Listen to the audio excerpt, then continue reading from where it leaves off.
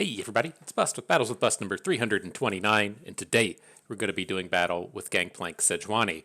And so before we talk about Gangplank Sejuani, we do have a new set of spoilers to talk about. This is a set of Plunder cards coming out of the new expansion, and so I felt like it was quite appropriate to bring Gangplank Sejuani to the forefront, as I'm curious if Sejuani even survives the rotation, right? This is one of the kind of current Plunder cards running around. It doesn't really make a lot of sense to me to have Plunder and Freylord, but that's what we got. That's what's currently in the game, and I'm curious if Plunder is going to be kind of a trifecta ability between Freylord and Bilgewater and now Noxus, or if it's something that'll be taken away from Freylord and put back in that space of Noxus, to where to me it makes a little bit more sense, at least in the mindset if we have a champion like Swain. Swain is a real nice build around for effect like Plunder, to where you're getting to deal damage to the opponent's face, you're dealing non-combat damage and getting some kind of effect out of it.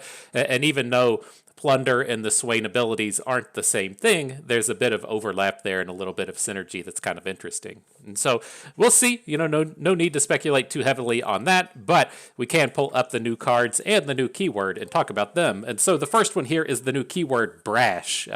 This is kind of reverse Fearsome, if you will. If Fearsome cares about attack power, Brash cares about the opposing health. And so a unit with Brash can only be blocked by enemies with 3 or more health, which is a kind of interesting ability to me, right? In terms of Fearsome and removing attack, that's not something that you just naturally get to do, right? You have some ways to do it. There's a few Shurima cards that take it away. There's things like Troll Chant and Frostbites that can take it away, but through the normal course of the game, you're not interacting with your opponent's attack ability or interacting with your opponent's health. And so it leaves you in this kind of interesting space to where if you want to imagine a scenario where your opponent has a loyal Badger Bear, that's a 4/4. You attack with a 3-attack Fearsome into it, your opponent blocks, the unit's still there, the next turn you attack with another 3-attack Fearsome and they get to block again. It's a fairly straightforward interaction. You didn't get to do anything to your opponent's unit, even though you attacked and they blocked, and you get that 2-for-1 for your opponent there. But with the keyword Brash, if you attack with a 3-attack Brash unit into your opponent's loyal Badger Bear, falls down to 1 health. You've now gotten some amount of interaction with it, and if your future attack with this well-designed 3-attack Brash unit we've made up in our heads, it can no longer be blocked. And so you have a lot of interesting things there to where Brash gets activated by just naturally playing the game, but then you also get the abilities of cards like Make It Rain or Twisted Fate, to where you may incidentally take a unit down below 3 health and get it in that space to where your Brash units can attack. And so very interesting to me as to where I feel like Fearsome is a non-interactive ability and Brash is an interactive ability. And so I think it's pretty well done there. In terms of this card on the screen, the Brazen Buccaneer has another set of things that I think is kind of interesting. I've mentioned probably like 2 or 3 videos in a row now. I think it's a little bit upsetting that every single faction gets 3 3s for 3 with upside, or they get 3 2s for 2s with upside. There's no real faction identity between who gets better units or what a faction is supposed to do better than a different one. And as we start to see the 3-cost units come out of this set, there was the coin generating unit out of Ionia that was a 2/3. In the previous video, we talked about the Shurima unit that puts the 2-cost, the level 2 champions on the bottom of your deck. That was a 2/4. And now we're seeing the Brash Buccaneer, a 3/2 with a bit of upside, but that upside gives it the potential to summon an additional follower. So if you do manage to hit the Plunder, the Brash Buccaneer should be like a 7 or 8 stat unit, which is a pretty meaty set of stats. And so regardless of what comes out of the set from here on out, I imagine the Brazen Buccaneer is going to be a highly, highly popular card coming out of Bilgewater. It's just a real stat monster. Generating all these additional followers is extremely strong. We've seen Mirai Warden find its way into literally every single Bilgewater deck that sees play, and I think the Brazen Buccaneer is going to have that same kind of appeal. If you are in that terrible space to where you have to just play it, having a 5-stat 3-drop with a bit of upside, since it already has Brash, isn't that horrifically bad. It should probably cost 2 at that point, but whatever.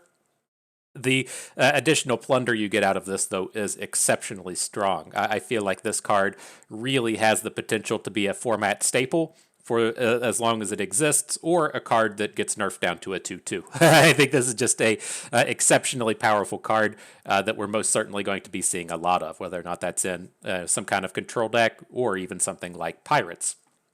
To move on to the rest of the cards, though, we start to see more of the Plunder theme out here and activated. The Daring Demolisher out of Noxus, a 3/1 for 2 mana. Again, that thing we're liking to see is to where every card in the game isn't just a 3/2 for 2 or a 3/3 for 3. It is nice to see these 2-cost units from Noxus be a little bit attack heavier, and so I'm all aboard with that. And then having these natural Plunder activators is going to be exceptionally strong. And so this deals 1 to the enemy Nexus, or it activates an ally's Plunder effect. Very, very powerful. As you look at decks like the deck we're playing today, we're just playing a card like Warning Shot, right? Warning Shot is an exceptionally terrible card. You show Warning Shot to literally anyone that has played a card game for at least 6 months, and you say, hey, here is a 0-cost card that deals 1 damage to the opposing Nexus, goes away after that. And this card is exceptionally playable. This is just one of the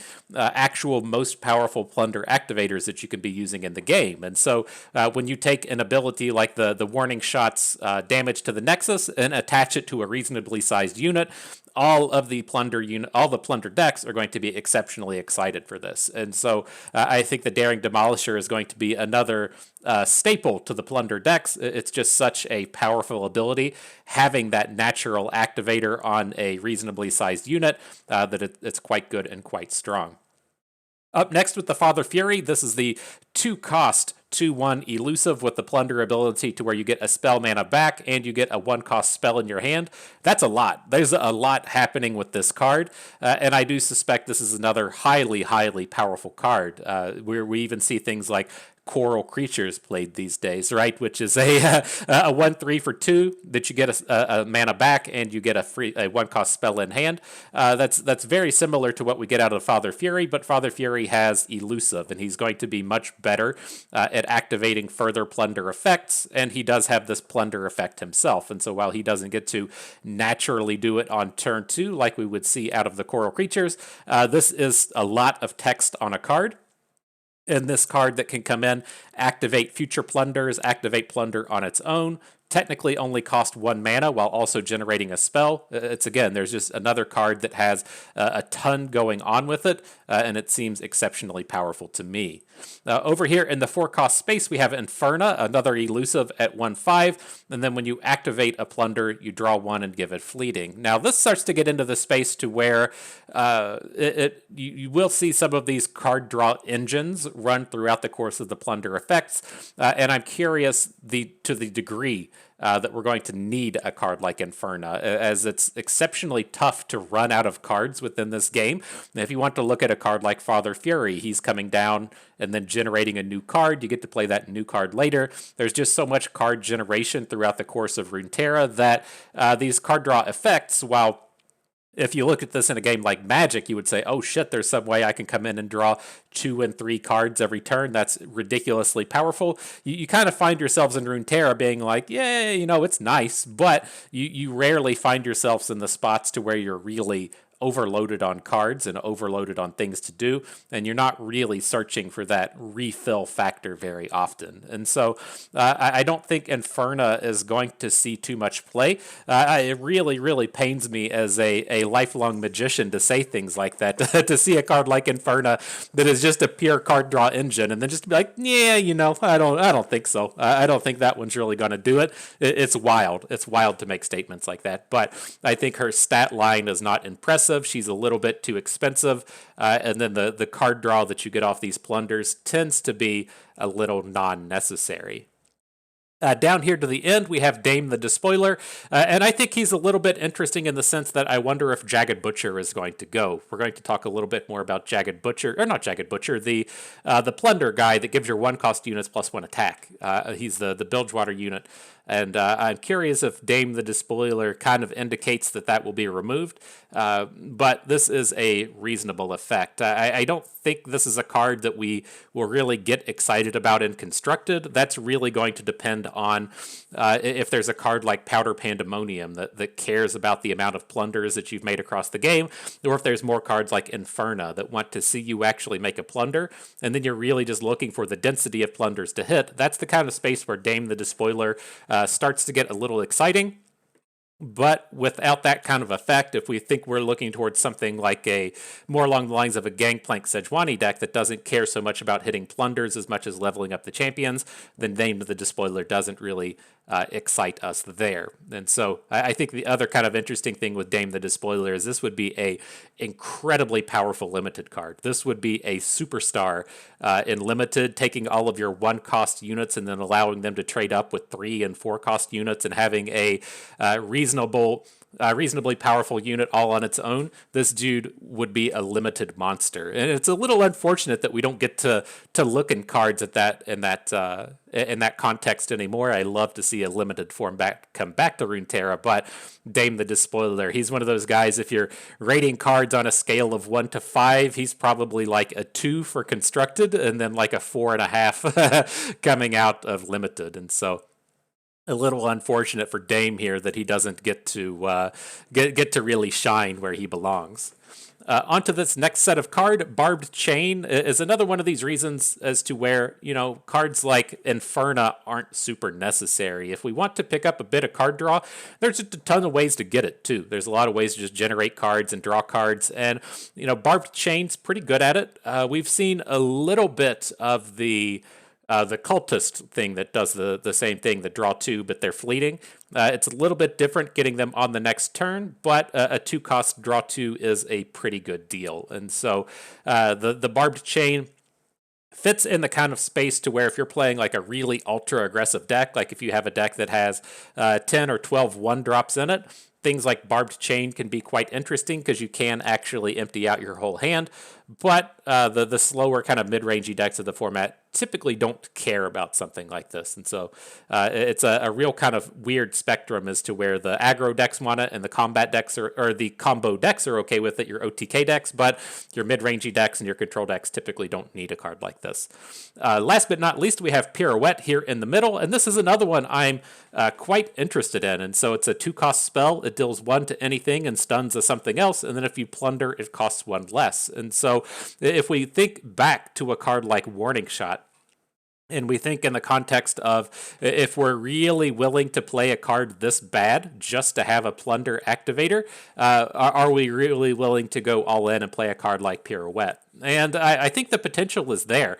There is a real need and desire to just say, okay, I don't care what happens. I have to activate Plunder this turn. And so I'm going to just send a Warning Shot to the face. I'm going to send a Parlay to the face. It doesn't matter that sucks. I have to hit Plunder. And if we take Pirouette in that sense, then it starts to look a lot better, right? It's got a lot of real utility to it in the sense that it can kill a unit, it can go face, and then it has this stun ability attached to it as well, which also ties in nicely with things like Ravenous Flock, the cards that care about seeing stunned units, and then it also ties in with abilities like Brash. And so if we say stun our opponent's big unit, we then take their 3/3 and make it a 3/2 with the point of damage, and now we can potentially attack with a big board full of Brash units. You get a lot of potential there. And so I think this is one of those cards that any component on its own, it's just garbage, right? You don't want a 2-cost deal 1. You don't want a 2-cost stun. You don't want to even pay 2 for a 1 to anything or a stun. And then that has the plunder ability to make it kind of reasonable. It's a lot going on to where each individual piece kind of sucks, but the sum of its whole should be pretty decent. And so again, as we see more cards come out, you think of the importance of a Plunder activator, you can see a card like this potentially seeing a bit of play. So interesting stuff with all of these. We already talked about the Brash Buccaneer, but the last card I really wanted to call out was the Powder Pandemonium. And I'm curious if the Powder Pandemonium gets to stick around.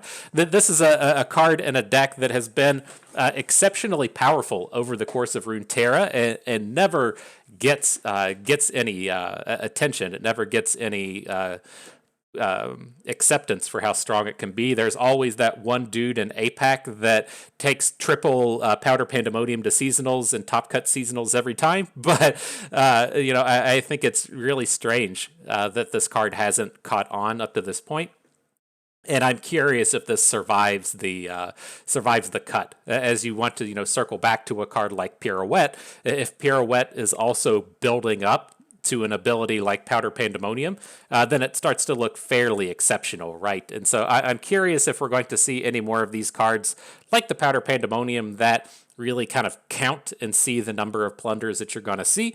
You might even be saying, oh, bust, Samira just got spoiled and she cares about plunder a whole lot. Well, I haven't seen the card yet, but these are the kind of things that are nice to keep in mind as we try and assess some of these cards. Yes, Pirouette seems pretty terrible on its own, but if it's tying into 4 and 5 different themes, then you can really get some powerful abilities out of this.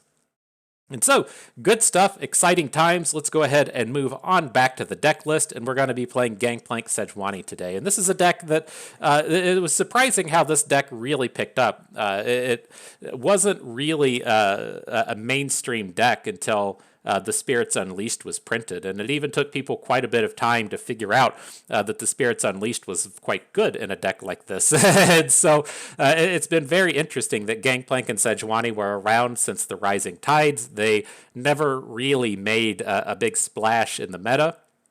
And then within the past 6 months or so, they really kind of caught on fire, and they took 2 seasonals ago by storm. And so it's a very powerful deck. We talked a lot about Plunder coming into this video, and there are a lot of Plunder elements to this. We're going to have the Jagged Butcher, and we're going to have the Black Market Merchant. We have some activators with the Warning Shot and the Parlay, and to a lesser degree, Make It Rain. But at the end of the day, this isn't so much a Plunder deck as it is a champion build-around. It's really here to maximize both the Gangplank and the Sejuani, and we're going to look to get them leveled up as quickly as possible. These are extremely, extremely powerful champions if they're able to level up. Sejuani is arguably a top 5 champion, maybe even like a top 3 champion.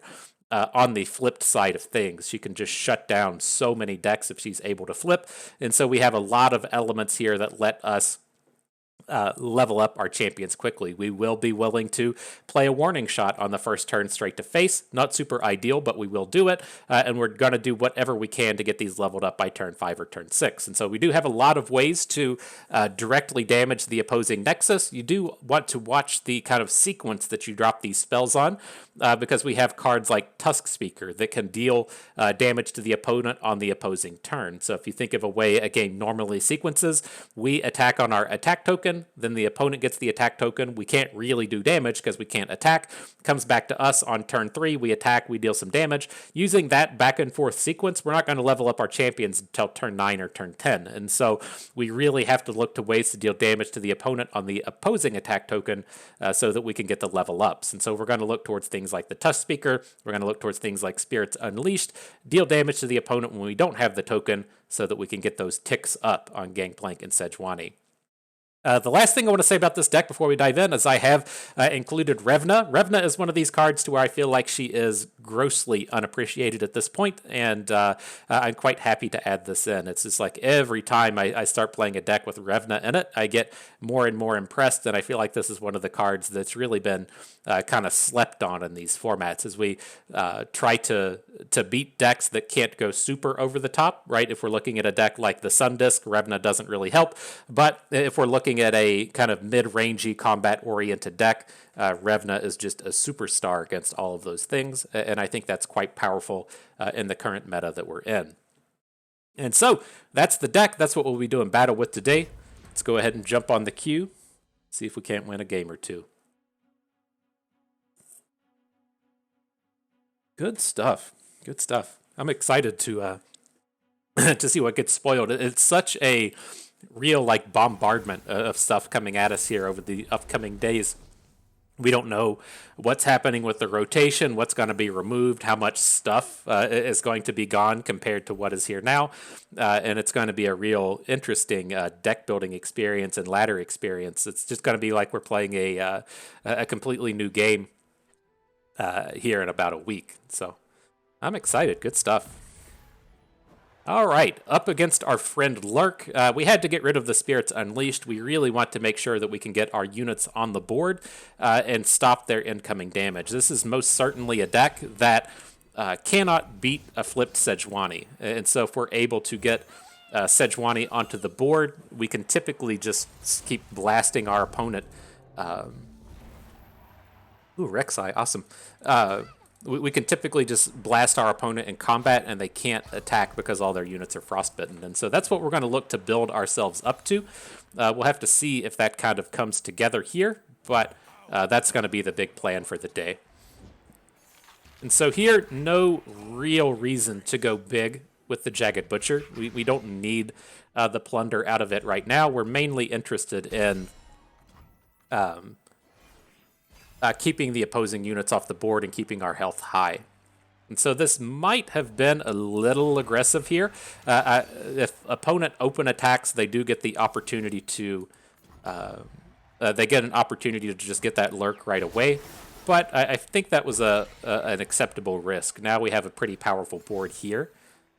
He doesn't have the a second unit on board to be dealing any damage out here. Of course, the second Rek'Sai makes sense. He predicted the one to the top. And it looks pretty reasonable. And so we could look to add the Tusk Speaker. We've already done a point of damage this turn. I think the real power in adding the Tusk Speaker here is that we can open attack next turn and be getting a guaranteed damage without the use of a spell. And so I'm going to go ahead and drop the unit in, look to open attack with it, get ourselves up to 3 level ups at this point.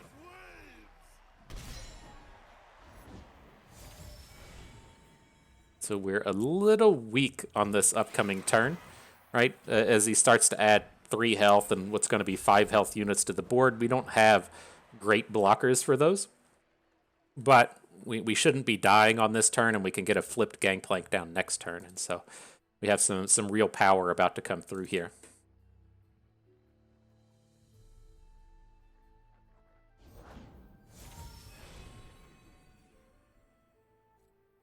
All right, Xerxai Collar coming in. No Rek'Sais this turn. We'll see what else we have to deal with. And so I'm really looking at this as, I'll go ahead and just add a Jagged Butcher. We're going to block both of his units and clean up the board with Make It Rain. And then on the next turn, we're going to have to cast a spell before we play Gangplank so we can get him to flip. So I think we might as well just go for the parlay here. You shouldn't have a way around this. There's not... This isn't a deck that usually plays combat tricks, so I felt like it should have been fairly safe. Now, Gangplank number 2. It's a bit unfortunate here. I don't think... Well, it's a tough spot as to if we have Sejuani, then we really want the warning shot, but we don't currently have Sejuani at this point. So let's just go ahead and deal the damage. We'll get the Gangplank on board, and then we'll think about that in an upcoming turn in the sense of, you know, well, we can still play like a Make It Rain in the middle of combat. That's what we need to do. Dunebreaker comes in. Can't stop that. At least we can hopefully get it off of the board. Takes opponent down to 6. We're getting close to the lethals. Depend on how big this upcoming turn is. He's at least out of mana at this point, and so he can make a Rek'Sai play, but outside of Rek'Sai, he shouldn't be able to add too much to the board. The thing that currently concerns me is going to be his ability to play a Jawfish. It's kind of a bummer for opponent there. Didn't get the Rek'Sai flip. He needs to put a point of attack on it, or she's going to run away. I'm curious if we just get hit with Pike here. Oh, Blood in the Water. That makes some sense. So I can let that go. He's already lurked for the turn, so Rek'Sai is going to be like an 11 attack coming in. We should be able to just block her with the Eye of Nagakaboros token and just fall to 1. Right? Ugh, he had another unit. Fuck. Dang.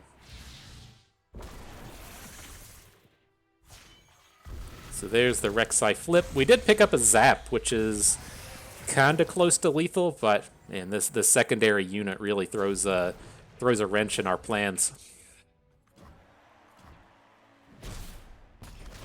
All right, but not dead. We survived the attack. We got fairly close here. We've got 2 with Zap, 3 with the Make It Rain. I don't think Eye of Nagakaboros is going to present any more damage.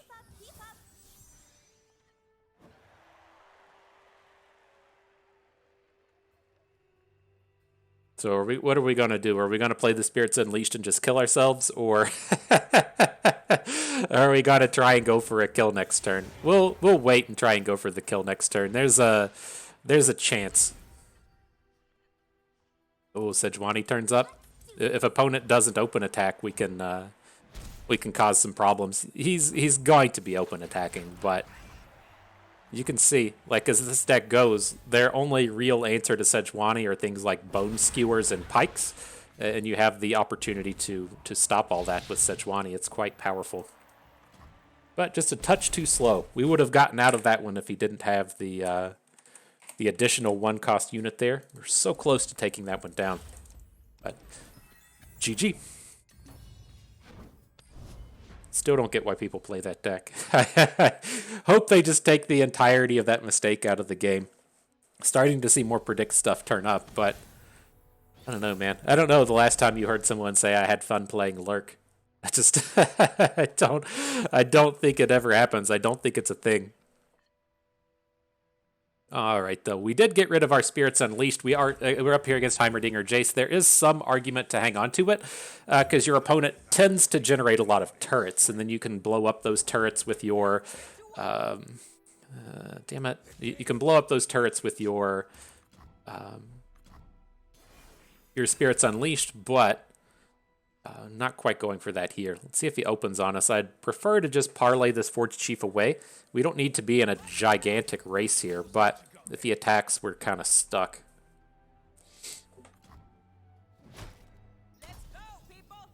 It's just if you find yourself in this spot to where opponent only has 5 mana on the 3rd turn playing against Heimerdinger Jace, it really throws a wrench in everything that they're trying to do. He comes in with the Fancier now, which makes me feel relatively safe, but this deck ideally on turn 3 wants to be playing the big production surge and activating their 6th-cost abilities.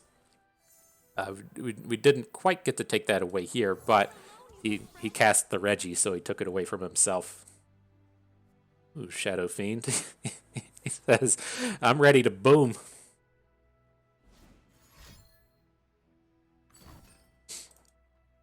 Sure.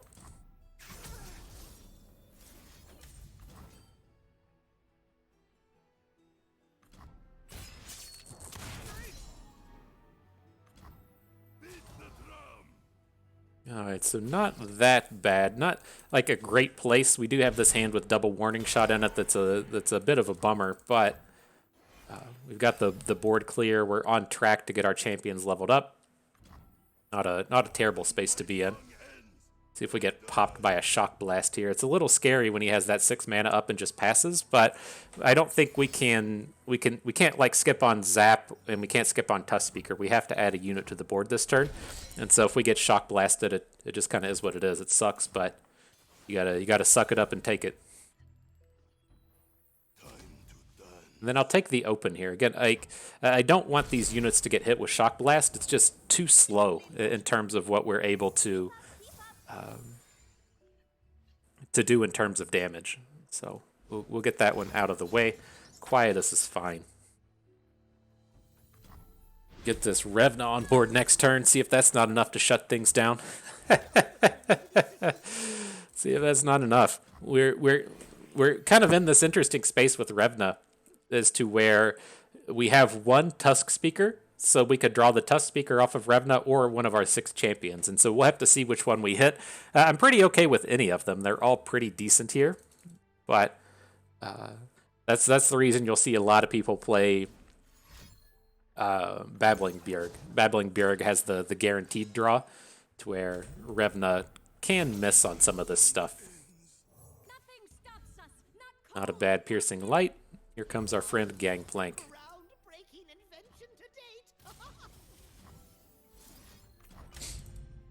We just missed, didn't we? Good job, deck. Good job. Ugh. In case you're not familiar, that was sarcasm. That was not a good job that our deck just did. that was actually a bad job. We'll just take all the damage, I guess. Get our friend Gangplank on board. See if he survives. Vengeance kills him, but the remaining burn spells in the deck should not. Piercing Light's a little bit too short. Hex Obliterator is not big enough. We needed the double spell here.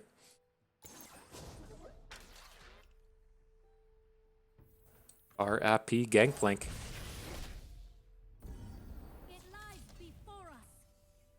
Alright, second Make It Rain. We really need your help with this one, though. You gotta... you gotta put in the work for us.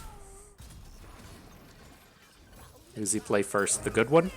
That was actually a bit of a win for us, and so I'm not so worried about the turret in hand as much as now we can Make It Rain away all of his good units.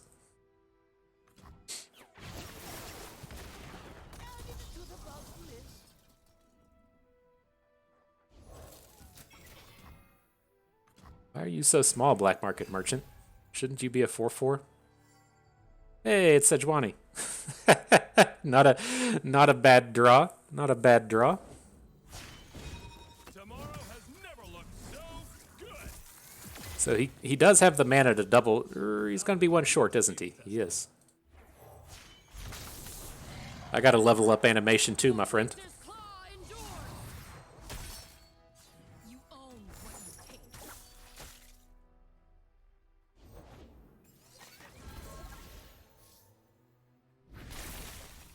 Alright, so we'll Frostbite his team, get that one thing in, pick up a Plunder. Vile Feast is not too exciting here. Let's see what the next turn brings. I don't really want to get too involved with him having access to double spells here. I think we're stuck just attacking. Do things change with the Spirits Unleashed Zap, though? I mean, it's pretty tough for him to have a double spell that kills Sejuani, right? Let's bring in Zap. We're actually pretty close to burning him out, and so I'm curious to see what we can't get out of the round. So here, we'll attack with Zap to the left. Zap has Elusive. He can't block. If Zap gets to strike with Sejuani on the board, it should Frostbite the whole team. Our units won't die from that point. Looks like the Vengeance or something is coming in, though. Just replicated the power spike on us. Now, do we care about losing our units in the back line? We can play Warning Shot to protect our Tentacle and our Merchant. I'm not opposed to it.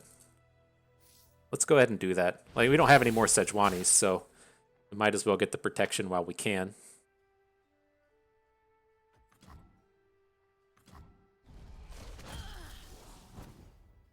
This takes him to 3. So we're kind of close to the lethal, right? We need to get super lucky with a Make It Rain, and then we have the Spirits Unleashed, which is guaranteed damage. And so we're not out of this yet. You can, say, like, hook our Zap and then use the Florbegons to attack with. That should be a way to do it. Yeah. All right. GG. A bit of a bummer.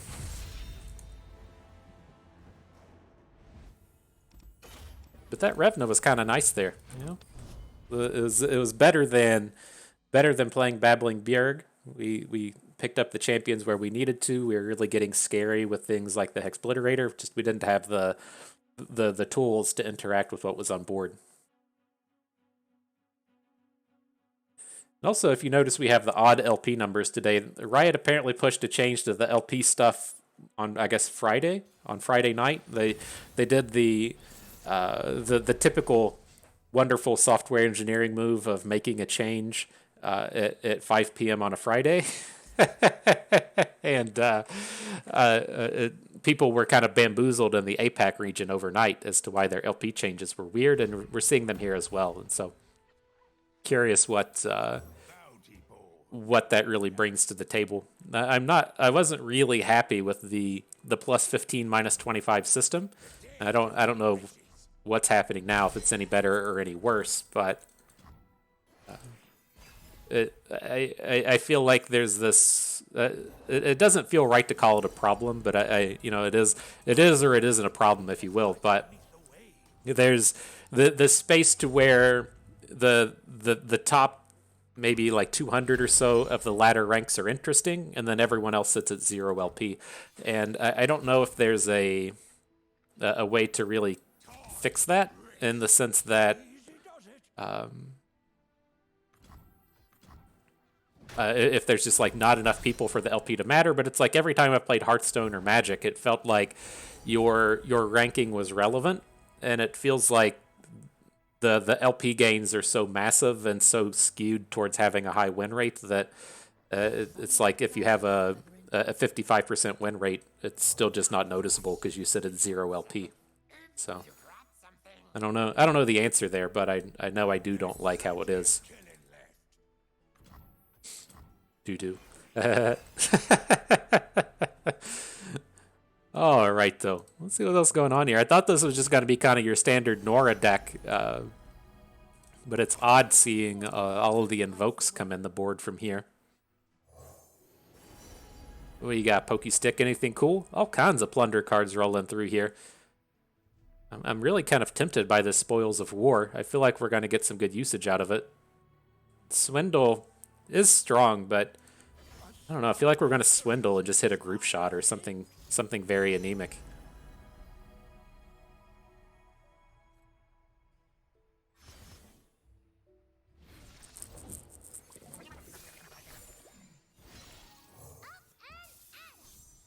All right, the Otterpuss comes in. I hope we get to see a curious Shellfolk. Said no one ever. Said no one ever. So let's see what turns itself up here. Interesting, he's not blocking our Tusk Speaker. I was pretty willing to just put +1/+2 on it, but this is the way the blocks are going. Sure.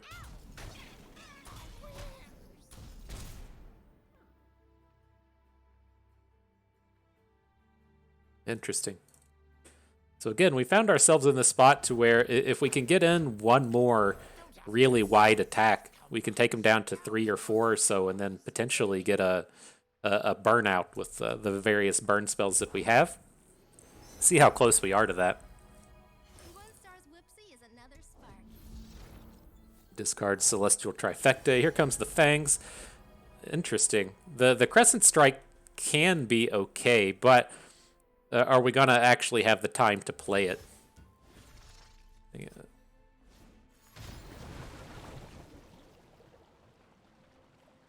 Well, that limits the options. I think he just chose the Crescent Strike. Yeah, so we can Spoils of War this turn if we want, which I think we do. If we're going to be coming into next turn playing Revna and then open attacking, let's go ahead and play it while we have the Plunder mana. Not real sure why I left our Overwhelm unit around, but gives us a shot here.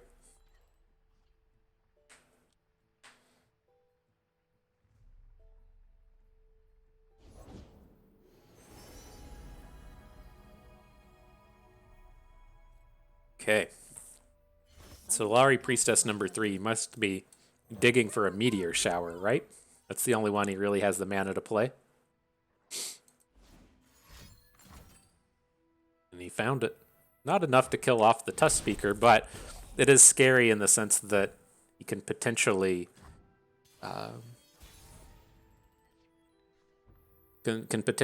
just like play a bunch of removal spells on it. So here, like, what can we really worry about at this point? I think it's pretty safe to add in Sejuani, right? Like, if he plays, is there like a 6th cost card we're ever really scared about? The one that would suck from all of these priestesses is the Golden Sisters, so where he gets the lifesteal and the elusive. But if we're thinking in the sense that he's going to be hitting like a Sunburst or the Warrior or anything that isn't that one specific 4, 5, or 6 Daybreak card, then I think we're in fantastic shape.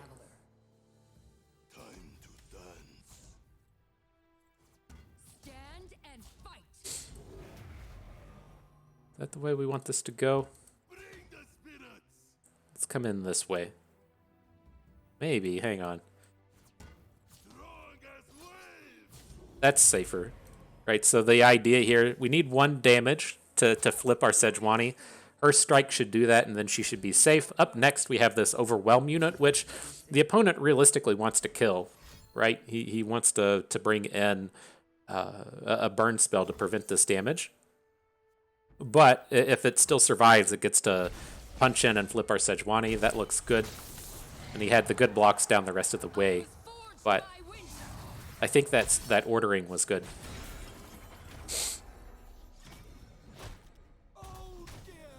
Now we take him to 4.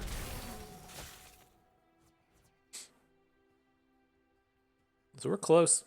Definitely close.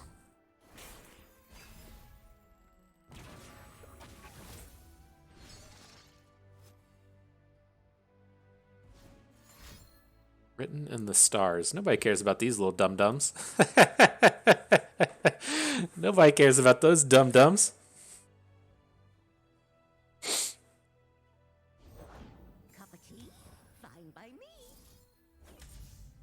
Hang on, are we just open attacking next turn? Like the one portal's not that big of a deal, right? But if we're just gonna open attack next turn, do we want to play Crescent Strike to potentially stop a portal from hitting? So we've got 5. We want to play all the units. So that's 5, 6, 7, 8, and then we can still parlay for 9. Okay, I'm on board.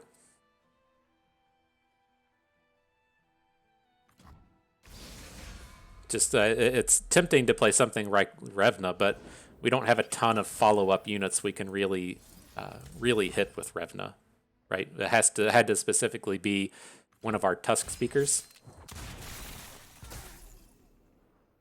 Maybe we should have just done that from the start, right? I forgot about the cool stuff Sejuani does, and so maybe we should have just taken the Sejuani hit.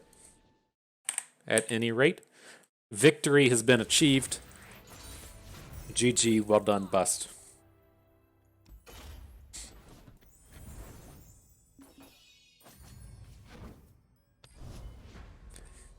All right, next battle.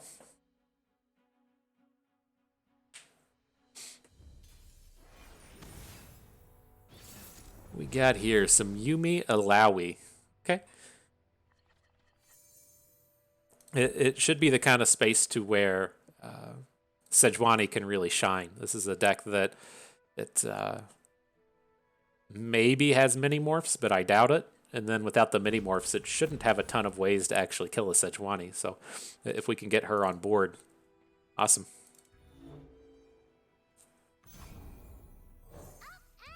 So bringing in the Shell Shocker, now we're at like a real crossroads. And how invested do we want to get in trying to deal the damage this turn? Now that he's followed up with the unit, I think we're stuck just playing the Mirai Warden. But we were going to have to kind of decide how hard we want to push the level ups in terms of getting the units on the board. So we at least get the guaranteed damage here.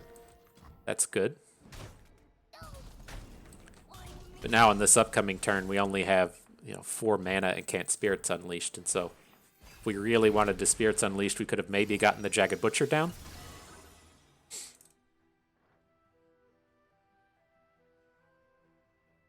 And I'm going to bring him in here. I'm going to Warning Shot Jagged Butcher. We're definitely doing it with him dropping Assistant Librarian, but we need to ensure that we're pushing up for Gangplank.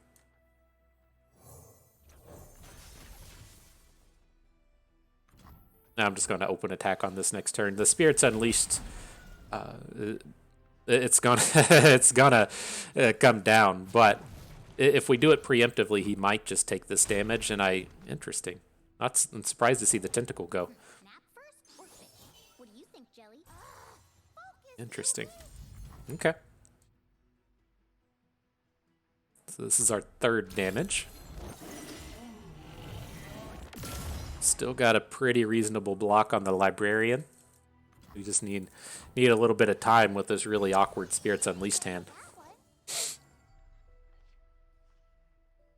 warning shot. Okay. We move against fear, against doubt. So that's number 4, and then next turn we'll be playing warning shot into Gangplank. So hopefully we can just get a shutdown on one of these attacks. Got a wallop. Sad noise. Sad noise.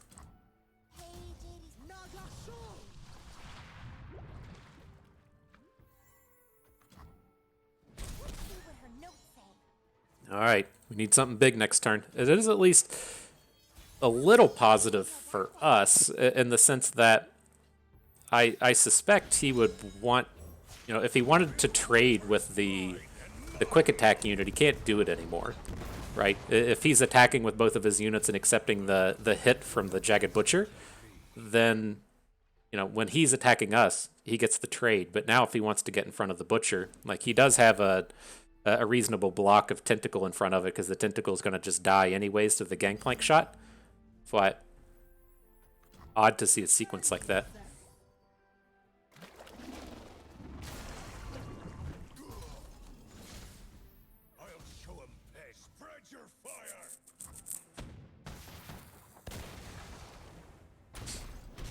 Interesting. Okay. We're not just dead, right? He's only... God damn it. I guess we are just dead now. Painful. What can we do? We can hit like a Make It Rain and maybe hit Bard or Bird. There's the Make It Rain. Is it going to hit Bird? There's no way he has to open attack here, right? There's no way he gives us a chance to play more cards. Fortunately, don't have the burst on the old Eye of Nagakaboros anymore. Oh, it's even 8 to the left? Jesus. Such pain. These games have been so close today. Alright. Let's get ourselves into this final battle. I don't know about that.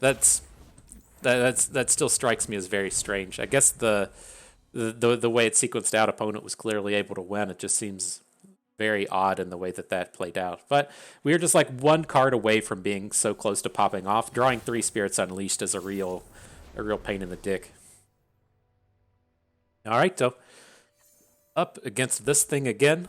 Let's see what we can do. I'm going to get rid of the Black Market Merchant and see if we can't find a 1-drop. Parlay does essentially what we want. I prefer to be attacking and getting a kill on the first turn, but if we can remove a if he plays the 1-cost Fearsome and we get to parlay it, it's a pretty big start for us.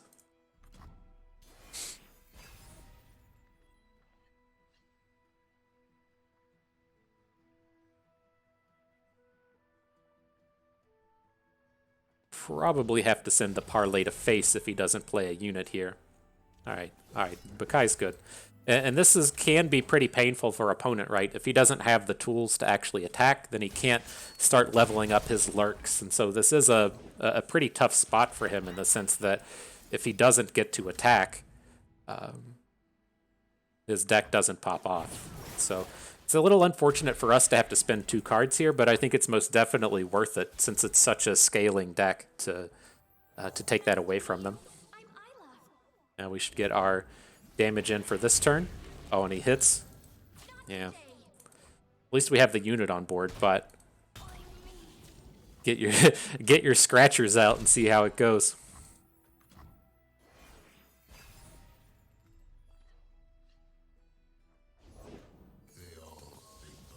And a pike. Okay.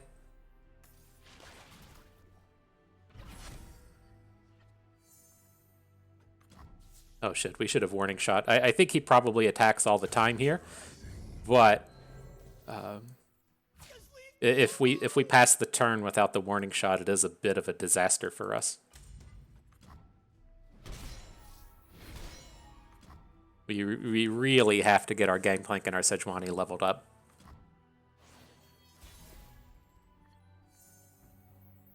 Now it's tempting. This is one of these spots where if I was a true master of the deck, I would know what to do as the zap comes in, right? Zap gives us that same way to still punch in damage. I think we're looking to do Zap Shellshocker this turn because that does let us still attack, but it is pretty bad if we aren't able to punch in damage this turn. So I'm going to do this. I'm going to lead with Shell Shocker. I'm going to follow up with Zap. And then we'll have a little bit more knowledge with what's going on here. Blood in the water's fine. That's a very weak rally. Do we ever drop the Pesky Spectre just as a blocker? I don't think so. That's a little bit much, but the worry now is a Bone Skewer coming out of Pike, preventing our Zap from getting the damage in. Does it though? Alright.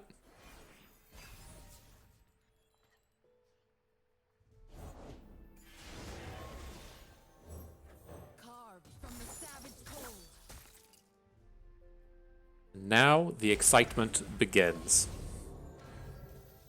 And it's real tempting to just throw Sejuani in front of this thing, knowing that we have another one in hand. Just get this dum-dum off of the board. I guess the real question is, do we ever want to keep this Fury of the North so that we can protect ourselves on one of these upcoming turns? Where are we at here? 1, 2, 3, 4, 5, 6 mana. Next turn, we kind of want to play Gangplank, but don't have to.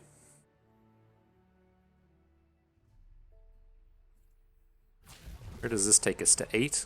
That's not so bad. Okay.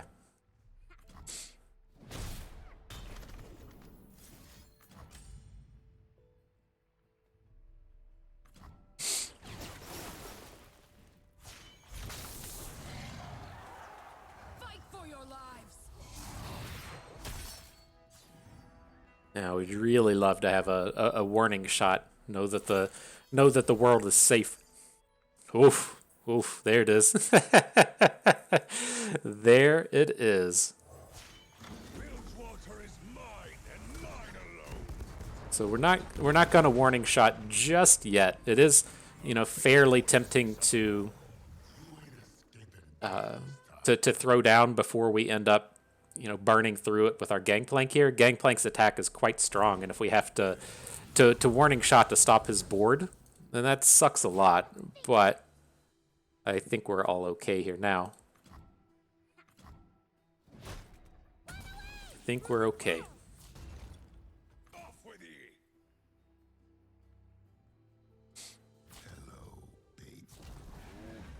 So the thing that's going to happen is he's going to play like a Pike or a Bone Skewer. We're going to have to warning shot. That's going to weaken our Powder Keg, right? Because the Powder Keg will blow up off of the warning shot. But I think we're at exactly lethal if that's the case. We lose out on 3 damage, but we pick up 2 from the warning shot.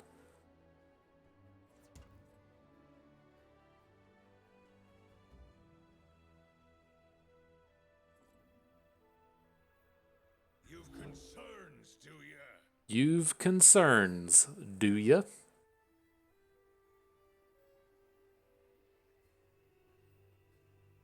Got a kitty meowing at me. Maybe she'll make her way up here before the video's done. Opponent's gonna stop and think for 10 to 15. There we go. Anybody want to see a kitty while you were thinking about this board? Says, what up? What up, internet? What up, YouTube? All right, so what do we got here? He's doing a death from below. I wasn't aware you could still do that, but the Pike's on the board. So he's not actually on board yet, right? So he's not going to be a 0 attack unit.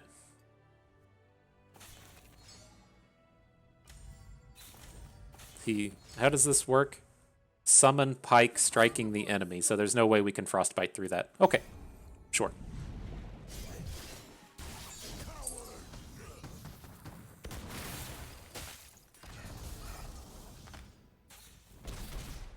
But we still have our Sejuani on board as the main point on his next turn. We can warning shot away his attack and feel pretty safe.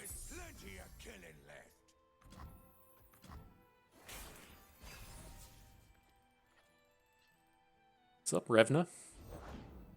Ready to party. That's what Revna does. Holy shit. his, his strikes both landed on the Jagged Butcher. There is some reason his pike flips off of this, though, right? No, the pike strikes second, so he doesn't even get the hit? Oh, well. Okay. Okay. Get that dumb shit out of here. You're coming in, Revna. You've been summoned. Alright. Now we're good.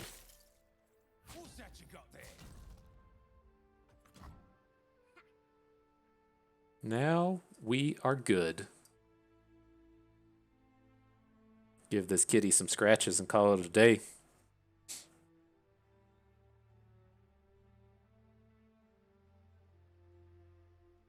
He says, fuck, I gotta disconnect now. I called my friends, I called my family, I said, Ma, come to the basement, we're playing FTP Bust.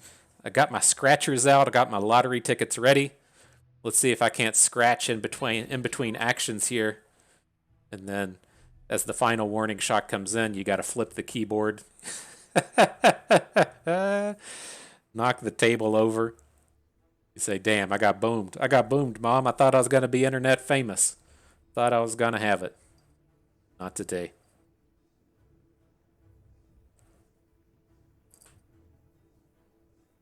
Just watch that bar go down. Sadness. All right, next turn. Next turn. If you're not familiar with my thoughts on Lurk, it's just a deck that so much of it gets tied into making Lurks when you haven't predicted. And, you know, it's one of those things where if you like flipping coins, like if you want to call up one of your buddies and say, hey, you want to come by, we're just going to have a coin flipping contest today, then you probably love playing Lurk. But, you know, outside of that nonsense, just, I don't know. I really hope this deck just in its entirety gets rotated away. I have to like worry a little bit as you see more of these predict cards get printed. That's been the initial kind of idea and thought with Lurk was if you think to Expedition, like here's how Expedition went. If you didn't play during the time, there were two Lurk archetypes. There was the Rek'Sai and what is that? That's Shurima and Bilgewater. That's the Rek'Sai and Pike combo. But then there was a second combo that was Pike and P and Z.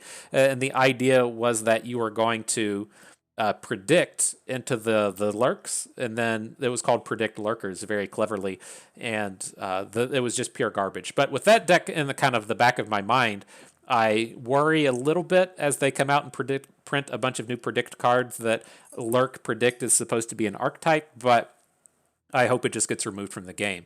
And then to that end, if there's still an Expedition follower out there, you know where this comes from. But the way that you had to play Lurk in Expedition, if you remember how the buckets worked, you get locked into two factions, right? So you pick a champion, and then the next set, you're shown the choice of three more champions, and then you're locked into those factions. You can't see cards from other factions beyond the second pick. And so the way that you had to draft Lurk was you needed 2 Shurima champions and 0 Bilgewater cards, because as you would go through the draft, the Shurima Bilgewater archetypes would come up, and the Bilgewater archetype cards were just complete shit. They were complete garbage. You would end up with a bunch of Ripjaw Swarms and the card that generates the Snapjaw Swarm and just a bunch of terrible cards. And so you played Shurima only so that you could look for that 1-cost Fearsome, and then you could look for the 2-cost thing that shuffles the cards to the top of your deck, and that's where all of the good Lurk cards were. And so it was interesting as you played Expedition, and like some of the best strategies that you could do were to just kind of like drop kick half of a thing you were supposed to be drafting out of the way and really focusing on a different piece of that. And so, man, a lot of draft talk today. I miss it, man. Maybe next year we'll get a draft format and we can dive back into that. But we aren't there. We're here. We're playing Constructed and stuff, and so we can pull this up, talk about it a little bit more. And this is, a deck that's been around for a while. Again, I still just love adding Revna to everything. There was not a single moment today where I would have preferred to have a Babbling Bjerg over a Revna, and I just feel like she doesn't get enough credit. I didn't give her enough credit. Just like, this is a stupid constructed, this is a stupid casual card, right? Just the casuals out here playing with Revnas trying to make 10/10s and stuff. But it does so much in terms of continuing on chains of card advantage and increasing the strength of all of your future draws. And then I'm curious in this space to where we see Brash as an archetype that really cares about your health and potentially being in a space where the removal is more damage based, as to where cards like Revna can't come in and really pop off. And so if she sticks around, she's definitely going to be one that's on my watch list to continue to build decks with, because I think she's exceptionally powerful and doesn't quite get enough credit. But nonetheless, good set of games. I had fun. I hope you did too, because that is going to do it for us today. And so I hope everyone enjoyed the video. Hope you maybe learned a thing or two along the way, and you had a good time watching. So this is Bust, and we thank you for being here.